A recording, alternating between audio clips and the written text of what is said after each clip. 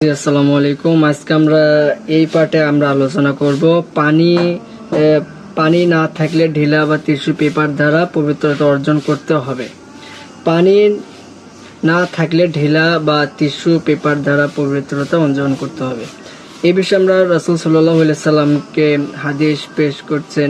আয়েশা রাদিয়াল্লাহু তাআলা বলেন, রাসূল সাল্লাল্লাহু আলাইহি সাল্লাম বলেছেন, যখন তোমাদের কেউ পায়খানায় যায় তখন সে যেন সাথে 3টি ঢিলা নিয়ে যায়, যা দ্বারা সে পবিত্রতা অর্জন করবে, আর এটা তার জন্য যথেষ্ট হবে, অর্থাৎ পানির কাজ দিবে।